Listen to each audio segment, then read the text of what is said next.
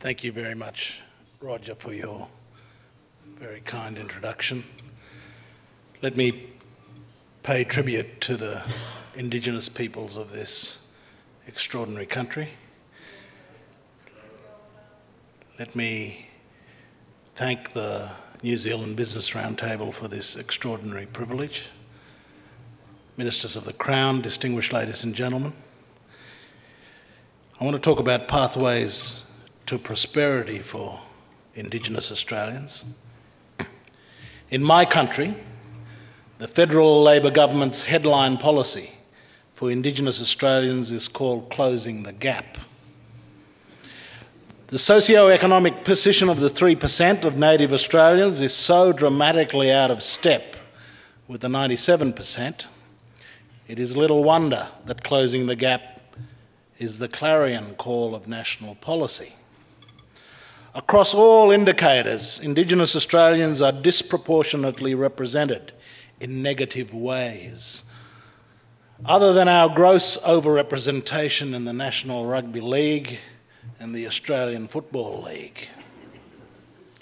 Allow me to say that if we were similarly overrepresented in the game they play in heaven, then the All Blacks' century-long supremacy may have been more uncertain. Thinking Liberals may raise their eyebrows at the notion of closing the gap, conjuring as it seems the idea of a massive governmental undertaking to effect social change. But the former Conservative coalition government's policy of overcoming disadvantage was in essence the same. The Thinking Australian Liberals' discomfort is not with the intent, but the means by which the intention is sought to be achieved. Australians of most hues, Conservative, Liberal and Social Democratic, desire for Indigenous Australians to rise out of our predicaments and to take a happier place in the nation. Australians are disposed to native uplift and for the negative social and economic indicators to change for the better.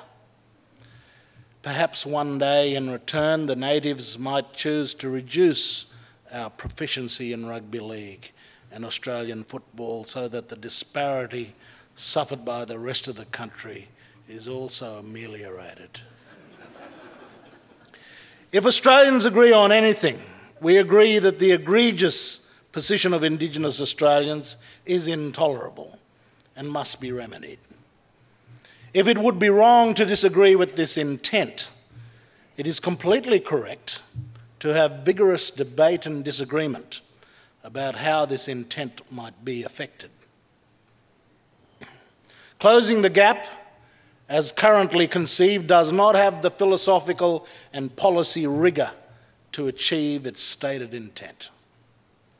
The philosophy and policies falling under the rubric of closing the gap comes from the traditionally dominant progressive centre and left of Australian thinking about policy towards the natives, and they are wrong.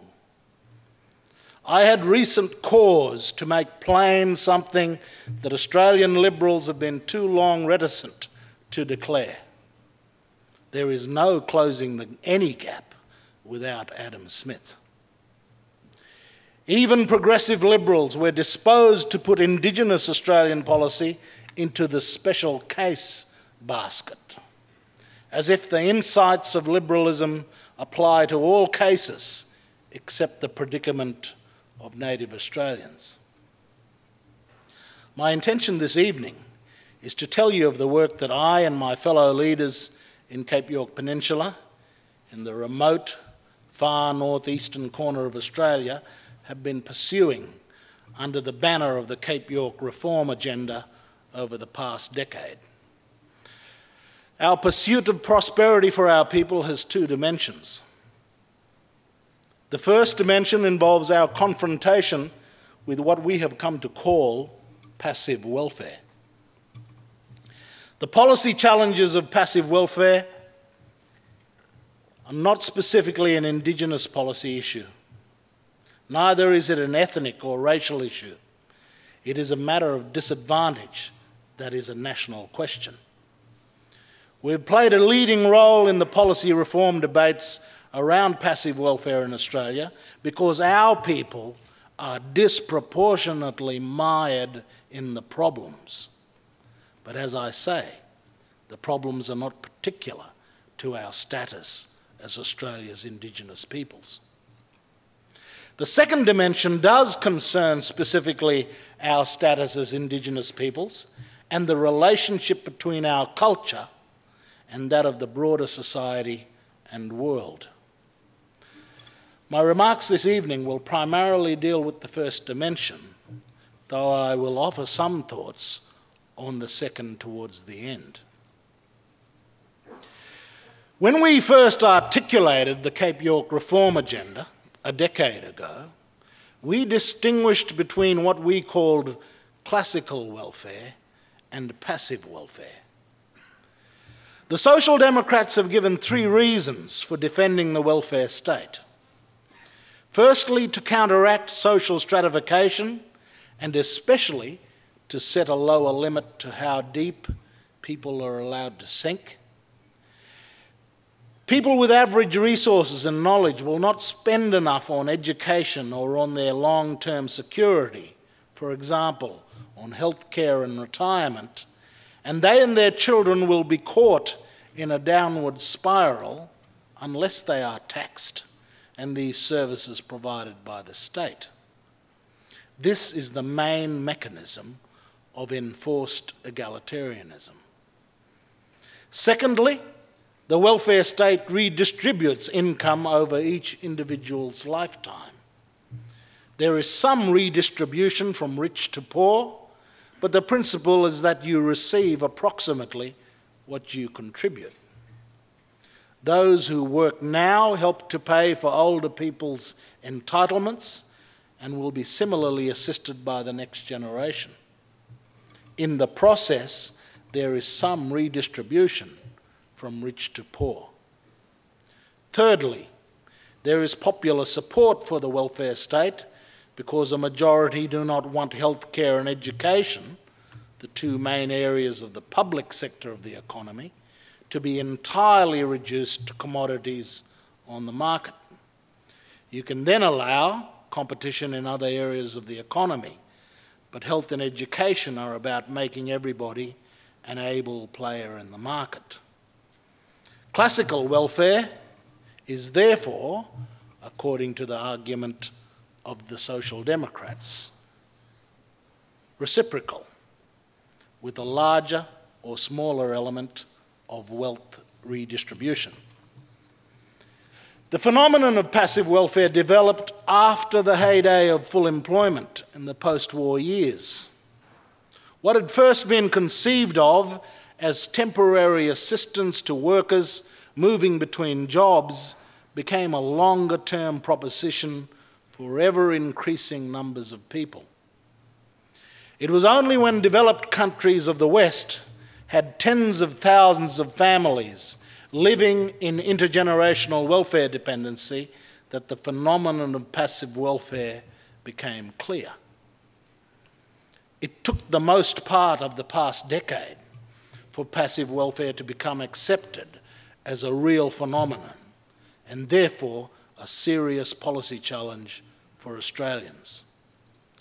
Leading non-government organisations such as the Brotherhood of St Lawrence and now the Australian Labor Party no longer deny that passive welfare is real. It took a long time, but it is only the Australian Council of Social Services and the antediluvian leaders of the St Vincent de Paul Society who still cling to denial. Whilst we may all pay lip service to the truth that the only road out of disadvantage is participation in the real economy, and that welfare can only ever provide a safety net and cannot supply the means of uplift, those who resist the reform of passive welfare seem to insist that the problems of disadvantage should just be managed out. managed out by a class of people who have functions in government and non-government organisations whose job is to manage the safety net and those who reside in it. This class is resistant to losing their clients to advantage. But there is nothing new in what I'm describing here.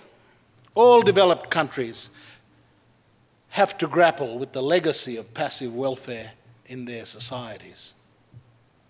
Of course, the acknowledgement of the reality of passive welfare is the first step. What to do in response is the next. Before we could work out policy responses to passive welfare, it was first necessary to come to a view about how individual and social progress actually occurs. We looked to philosophy, and we looked to development practice across the world. We asked ourselves, how does the world work? And how do peoples rise up and succeed in the world? We came up with a model for how progress works in a more or less liberal capitalist system. Our model for progress in Cape York is the staircase model. There are three aspects to our staircase. Firstly, the stairs must be built on a foundation of social norms. For us, these foundations constitute the social and cultural norms of a community, a group, people, family, or society. Norms that mandate personal and social responsibilities to one's family and to one's community. Wherever people possess strong norms, they are well prepared for advancement. Second, there are structures underpinning the stairs. For us, these support structures constituted the investment in capabilities provided by the society to their people. What the Nobel laureate Amartya Sen called capabilities included investments in health, education, infrastructure, and other economic and political opportunities and freedoms. Third, incentives and their rational alignment shape the stairs that individuals need to climb. The market sets the prices on each rung going upwards. Our model highlighted a simple point that had long been obscured in traditional social democratic thinking on social justice. Each rung on the stairs must be climbed by individual human beings. The stairs are narrow and only allow individuals clutching their children to their breasts to ascend 2 by 2. There is no mass elevator for entire communities.